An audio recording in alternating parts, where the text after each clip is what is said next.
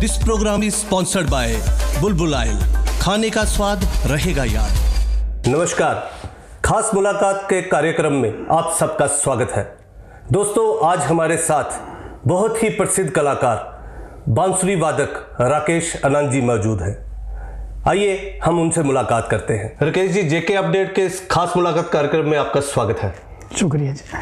राकेश जी, आप बहुत गुणी हैं, ये मुझे कहने की ज़रूरत नहीं है, ये आपका काम बोलता है, क्योंकि आप, मुझे लगता है जहाँ तक मैं सही हूँ, आप 35 साल से इस लाइन के साथ जुड़े हुए हैं। हाँ, तकरीबन 35-36 साल हो गए। 35-36 साल, अभी भी बल्कि मैं 1 साल कम ही हुआ।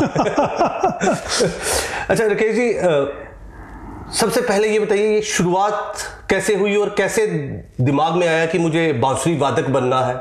जी, पिताजी मेरे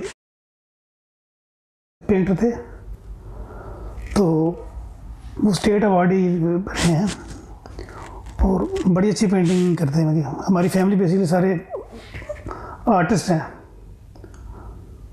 तो मैं छोटा ही था तब, पढ़ता था, अभी 6 में पढ़ता था, तो मुझे ये शौक पड़ा उसका, म्यूज़िक का।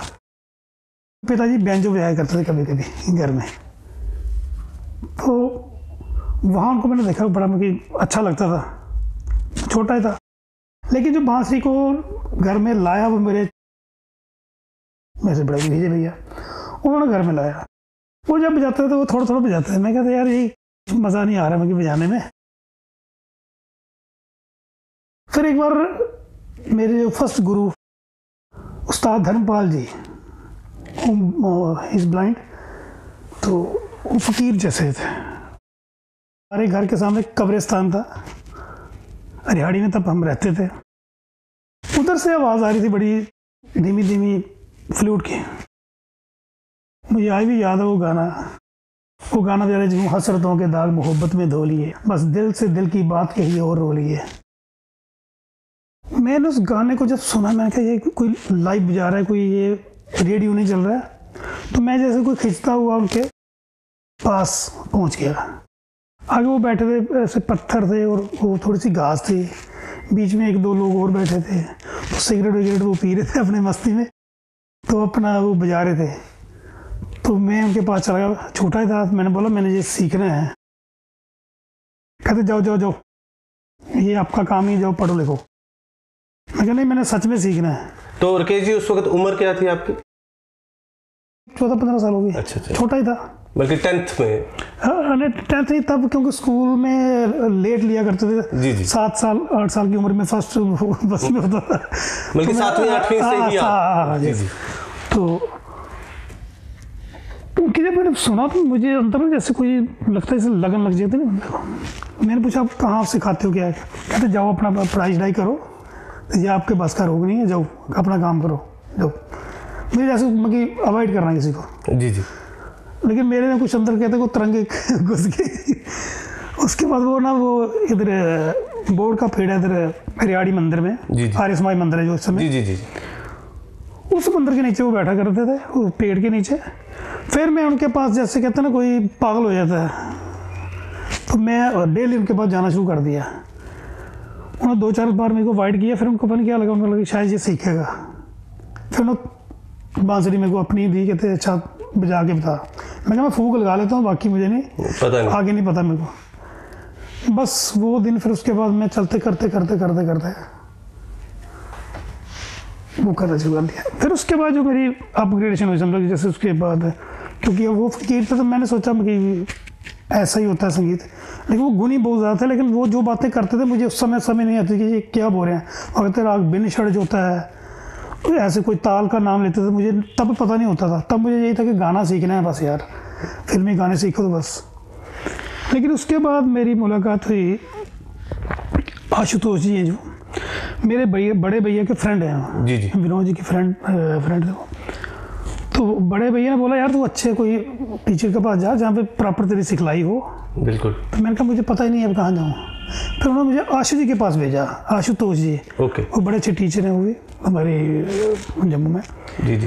फिर आशु जी ने मुझे अपने उस्ताद श्री रामचंद्र एकनाथ सक्कर जी के पास भेजा, और उनके गुरु भाई, क्या नाम उनका, हरिकिशन सर, जो मेरे टीचर रहे हैं, बड़े खास टीचर रहे हैं, जिन्होंने मुझे बड़ा ज़्यादा मेहनत करवाई, जिन्होंने मेरे को। ओके। उनके अंडर मैंने कुछ 7-8 साल सीखा उनसे। जी जी। पर 7-8 साल में मुझे ये नहीं पता होता कि दिन है या रात है। कई बार घर में भी नहीं आना, कई बार मतलब घर से कहते मार भी पड़ी, नहीं ये क्या कर रहे हो, ये बात सही है रकेश जी। जब एक बार लगन लग जाती है तो मुझे लगता है आदमी सब कुछ भूल जाता है, दुनिया को भूल जाता है, सिर्फ उस लगन की तरफ झुकाव हो जाता है सबका। पिताजी को बेसिकली ये था कि ये कहीं गलत हाथों ना चढ़ जाए, क्योंकि ये लाइन उस समय इस लाइन को इतना अच्छा नहीं मानते थे। बिल्कुल बिल्कुल सही बात। तो लेकिन जब पिताजी ने भी बाद में देखा कि ये कर ही रहा है, तो बोला अब करने दो जो कर रहा है। तो जब मैं करता गया तो आहिस्ता आहिस्ता फिर मैंने रेडियो की क्लास की। बहादुर सिंह जी ने मेरा बड़ा साथ दिया। जी जी। तो तब इन दोनों पैसे भी इतने नहीं होते थे। बिल्कुल बिल्कुल। तो कहते आओ जी, पैसों का हम सब लोगों को बड़ा अभाव रहा है उस टाइम। उस समय पैसा था ही कम, क्योंकि अब तो फील्ड में बहुत ज़्यादा पैसा है। जी जी जी। तो उस समय तो कुछ होता ही नहीं था, लेकिन मतलब एक सोच थी सीखने की एक उनके अंदर। राकेश जी, आपकी बातों से ये भी लगता है कि काफी लोगों का योगदान रहा है आपके इस करियर में। हाँ, बहुत ज़्यादा। मैं कहता हूँ मेरे पर तो काफ़ी लोगों का मतलब योगदान रहा। जैसे मैं नाम हरिकिशन सर का, जी जी, मैं तो उनके मतलब साथ ही रहता था, चिपका हुआ 24 घंटे।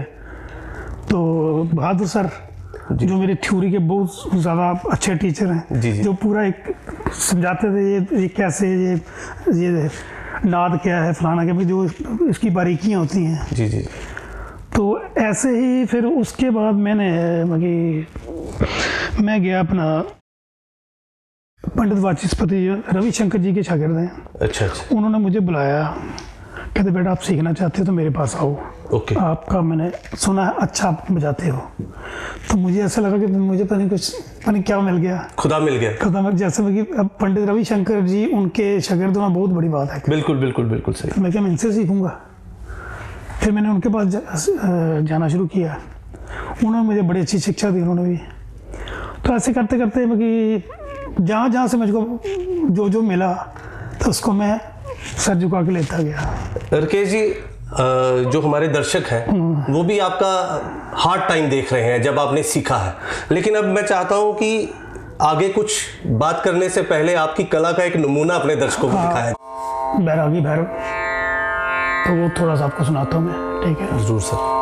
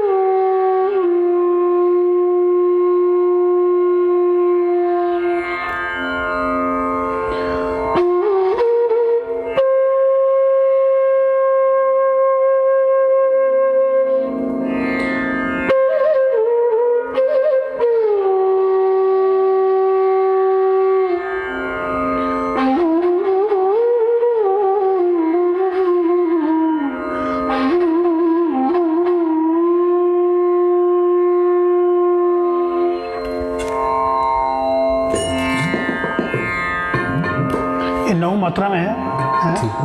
जो आपका डांस भी जानते हो तो आपको पता होगा मात्राएं क्या होती है।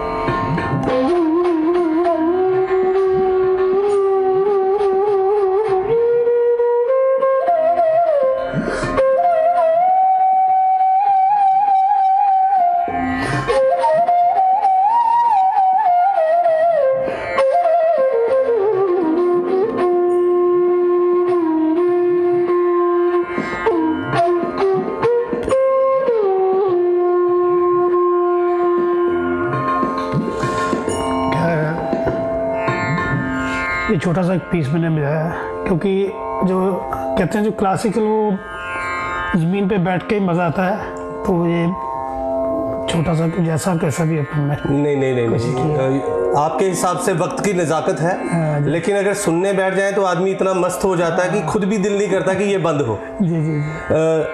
राकेश जी, जिस तरह से मैं ये सुन पा रहा हूँ, मुझे लगता है हमारी पब्लिक जो है, जो हमारे दर्शक हैं, वो ज़्यादा जानकार भी होते हैं इसके बीच में। बिल्कुल। तो राकेश जी, जिस तरह से मैं सुन पा रहा हूँ या जितना मैं ऑब्जर्व कर पा रहा हूँ, ये इतना आसान नहीं है, इसके लिए रियाज की बहुत ज़रूरत है। रियाज तो मेरे ख्याल, एक कहावत है, कहते हैं जो रियाज करता है वो राज करता है। क्या बात है। वो चाहे आप किसी भी चीज़, चाहे आप पढ़ाई में रियाज करो, चाहे आप गाने में करो, बजाने में करो, बिल्कुल कोई भी कला है, तो हम रियाज नहीं करेंगे तो हम उस दिन की फिर समझो कि फिर उल्टी गिनती शुरू कर लो अपनी, चाहे कला का मामला हो चाहे पढ़ाई का मामला हो। दोस्तों, हमने बैरागी भैरव राकेश जी से सुना। अब हम राकेश जी के पास चलते हैं और राग पहाड़ी के बारे में उनसे जानकारी लेते हैं। राकेश जी, राग पहाड़ी जो है जी वो कहाँ तक सीमित है? इसका प्रचार क्या हमारे जम्मू कश्मीर में है या कहीं बाहर तक, ऑल इंडिया में या इंटरनेशनल लेवल तक? ये आप ही हमें बता सकते हैं। मैं आपको राग पहाड़ी के बारे में एक बहुत बड़ी बात कहना चाहूँगा। खैर, अपने अपनी सोच है, कोई किस तरीके से मानता है। मैं कहता हूँ जो हारमोनी करते हैं हम जी, अंग्रेज लोग जब हारमोनी करते हैं, हम सा और गा का कॉर्ड बनता है, तो आपको ये जान के खुशी होगी हम लोग कितने रिच हैं पहले से ही। जी, जो आज हारमोनियम बाहर के लोगों के कोर्स में सुनते हैं, जो वो ऑलरेडी हमारे कल्चर में है, जिसको हम भाग एक सुर पे होती है, फिर उसका दूसरी सवाई लगाते हैं, और जब वो कॉर्ड बनता है कितना मधुर लगता है। जी। तो ऐसे में आपको बताऊंगा कि राग पहाड़ी बहुत बड़ा सब्जेक्ट है। अगर इसको सर्च की जाए, मैं तो सोचता हूँ मैं इसके ऊपर रिसर्च करूँ। बिल्कुल। और मैं काफ़ी सुनता हूँ। जी, जैसे चाइनीज़ बजाते हैं, उसको अगर वो स्वर ऐसे लगाते हैं, मैं उनको किस तरीके से देखता हूँ। तो जम्मू में कैसे बजाया जाता है, या मैं रशिया गया, उधर मैंने जब उनको सुना, मुझे लगा उधर भी टच लगा अपने राग पहाड़ी का। तो ये एक जगह तक सीमित नहीं है, मेरे ख्याल में जहाँ जहाँ पहाड़ हैं, ये कहीं ना कहीं जाके अगर टच करता है। राकेश जी, जैसे आप रशिया में गए और मैंने सुना आप जर्मनी भी होके आए हैं। जी। तो ये आप इंटरनेशनल टूर्स पे गए, तो जी। आप जो राग पहाड़ी है वहाँ के लोगों को भी सुनाया है आपने, या उसमें आप बंदिश में रहे कि नहीं, मुझे ये यहाँ प्रचार नहीं करना या मैं यहाँ नहीं गा सकता हूँ? ऐसा कुछ क्राइटेरिया तो नहीं रहता है? नहीं, ऐसा कुछ नहीं था जी। और मैं आपको एक थोड़ी सी और जानकारी देना चाहूँगा, आपको क्या, दर्शकों को भी। बिल्कुल। राग जो बेसिकली फोक से निकले हुए हैं, हमारे जो फोक हैं, जैसे जहाँ पे हमारा फोक जो पहाड़ों का है, तो यहीं से ये राग बाद में बना। बेसिकली समझो कि पहले फोक है, फोक धुन जिसको हम बोलते हैं, फोक समझो कि जैसे भाखें मारी, जी, वो स्वर हैं जो, उन्हीं से फिर जब गुनी लोगों ने इसको रागों में तब्दील कर दिया। ऐसे मांड है, वो उधर राजस्थान में बजाई जाती है। तो ऐसे बहुत से राग हैं, जैसे शिवरंजनी है, और मकी ऐसे अलग अलग क्षेत्र में अलग अलग मकी रागों का। ऐसे बाहर के मुल्तानी राग है। अब बोलो मुल्तान कहाँ है, तो मुझे ये जिस तरह से आप बता रहे हैं, अगर इसके बारे में पूरी विश्लेषण करना हो तो ये बहुत बड़ा सब्जेक्ट है ये बात है। तो राकेश जी, मुझे लगता है दर्शकों को आप अपनी बांसुरी से समझाएंगे कि राग पहाड़ी होता क्या है। अब मैं इसको 2-3 आपको बताऊंगा, बाकी जैसे जम्मू में कैसे बजाया जाता है, और जो जहाँ जहाँ मैंने वो सुना है जी 1-2 जगहों का। बिल्कुल। तो जैसे अब लद्दाख के ऊपर चले जाओ तो वो कैसे बजाते हैं। जी। तो चाइनीज उनका मिलता जुलता है। जी है वही राग, बिल्कुल वही हमारा पहाड़ी है। तो पहले मैं समझ लो कि ऊपर से इधर आते हैं। बिल्कुल, ठीक है। जैसे अब अगर हम चाइनीज वगैरह,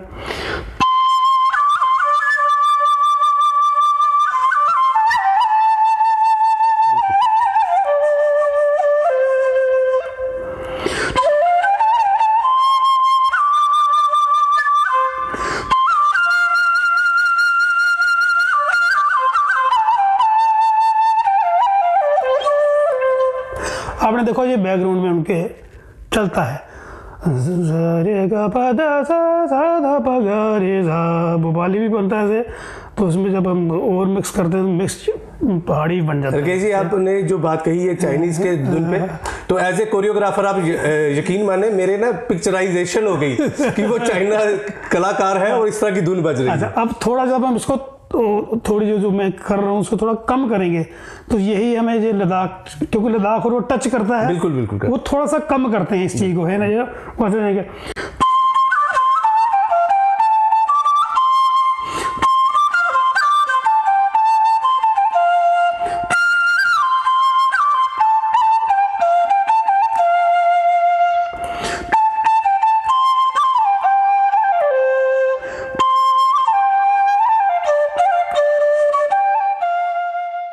अब जब हम जम्मू में पहुंच गए तो मगर हम अपने पहाड़ा तो उधर इसका रूप चेंज होता है इसी पहाड़ी का। जैसे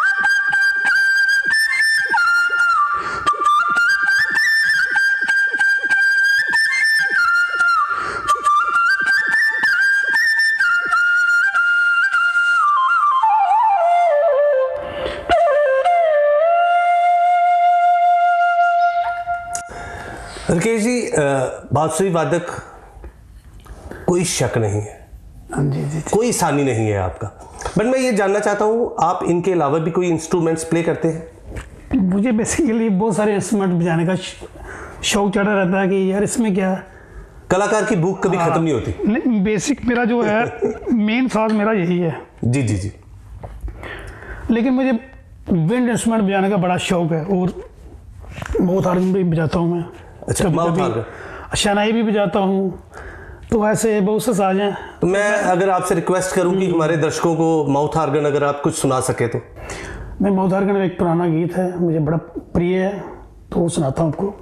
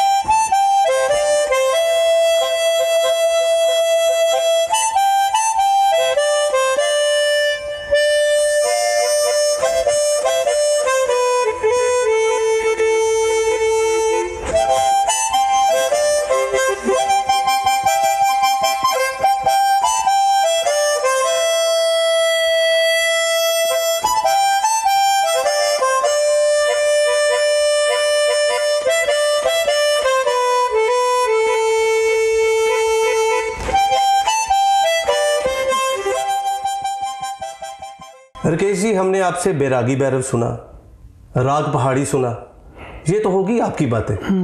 तो आपकी फैमिली में भी कोई इस कला को आगे लेके जा रहा है या आप चाहते हैं कि इस कला को आगे लेके जाया जाए? हाँ, मेरा बड़ा बेटा है, वो गाता बहुत अच्छा है। अच्छा। तो उसको थोड़ा गाइड कर रहा हूँ मैं, फ्लूट का भी, और गाना तो अच्छा, अभी उसकी एल्बम आई सामने कर आपके। अच्छा, आप उस काम में लगे हुए हैं? हाँ, लगा हुआ मैं उसको। नाम क्या है? नाम हरिहंस है। मैं आपको एक मज़े की बात बताता हूँ कि मेरे पास रिकॉर्डिंग आई पिछले दिनों, तो वो कहते हैं यार वो लेडी सिंगर कोई बताओ ऐसी जो इस गाने को गा ले जी। तो वो साइड पे पढ़ रहा था, वो गाने को सुने जा रहा था जी। तो बाद में वो पास है तो गुनगुनाने लगा, तो जो प्रोड्यूसर साहब थे वो कहने लगे क्यों नहीं हम इससे गवाएं, इसकी तो आवाज़ पूरी ऐसी लग रही है। तो मैंने उसको ऐसे ट्राई किया, जब मैं ट्राई किया वो कहता है यार यही ठीक है, अब उसको रहने दो, इसकी आवाज़ बड़ी अच्छी है।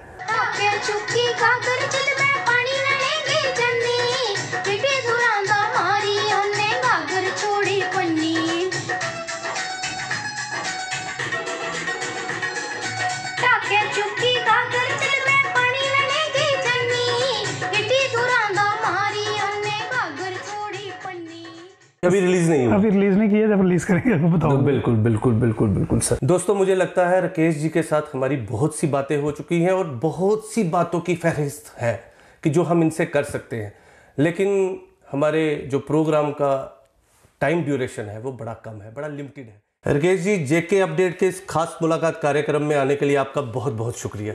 शुक्रिया। और राकेश जी, मुझे लगता है जब भी हम आपको बुलाएंगे आप ज़रूर आएंगे। शशि जी, आपको बताऊं कि आपका जो चैनल बहुत अच्छा मुझे लगा, जो इस चैनल के बॉस हैं उनसे मिलके मुझे बड़ा अच्छा लगा। वो कल्चरली इतना ज़्यादा चाहते हैं, मुझे तो उन्होंने खैर और भी बोला कि बाकी कल्चरली आप क्या क्या इसमें देखते हो, तो मैं कहा जब भी आपको ज़रूरत पड़े मैं हाजिर हूँ आपके।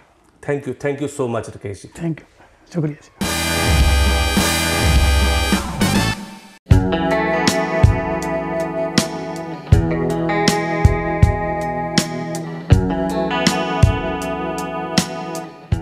बुलबुल कच्ची घानी, शुद्ध सरसों का तेल, व्यंजनों को बनाए स्वादिष्ट, औषधीय गुणों से भरपूर, बेहद स्वास्थ्यवर्धक, उच्च गुणवत्ता से तैयार बुलबुल कच्ची घानी मस्टर्ड ऑयल।